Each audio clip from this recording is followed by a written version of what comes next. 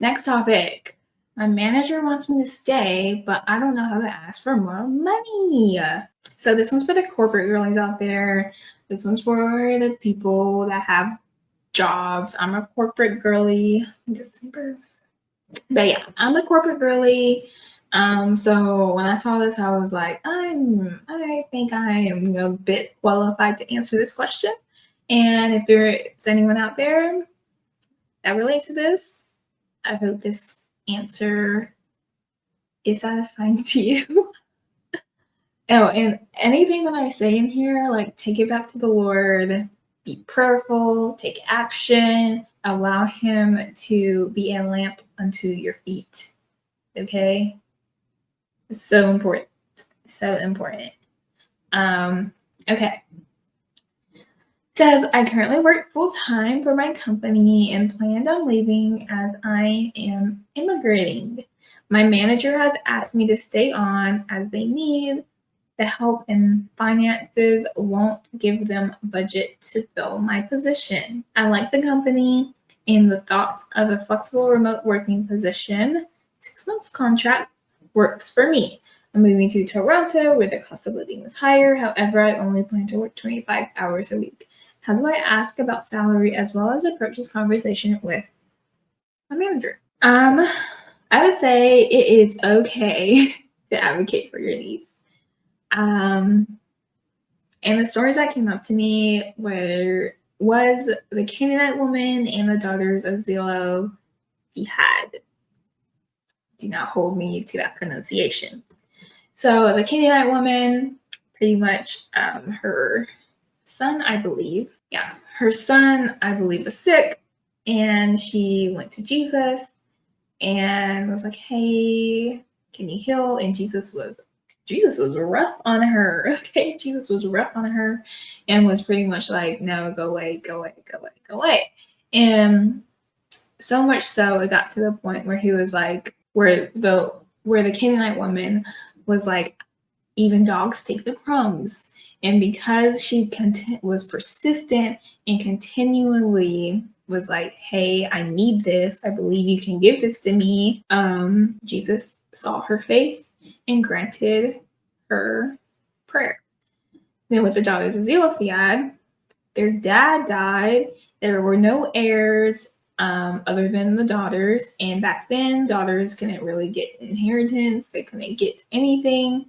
But they knew they needed it, and they went to the community and advocated for their needs and was like, "Hey, our father's dead and we need his inheritance so we can live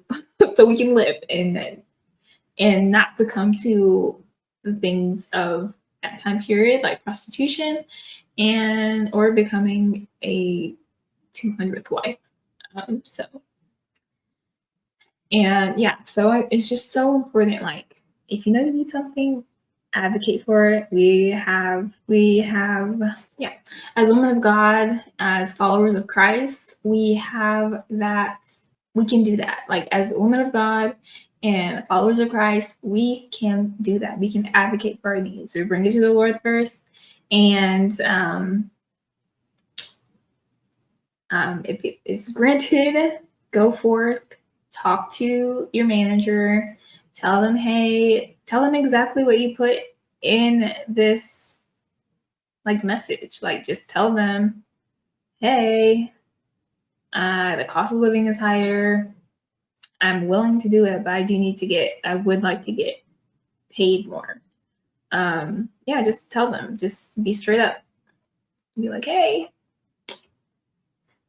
I need this, and you planned on leaving anyways."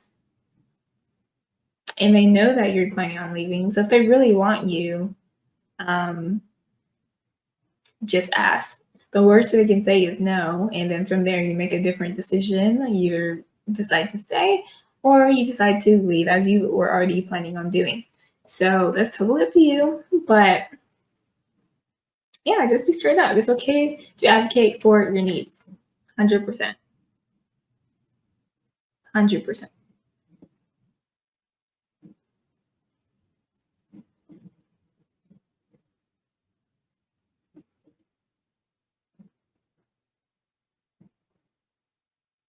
So for the story of the daughters of Zelophehad, highly recommend that you guys check out numbers 1 through 11. That gives a better explanation and to what I was talking about. Okay.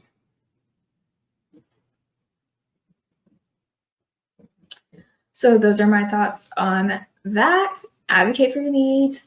Totally okay. Do your thing. Okay. Do your thing.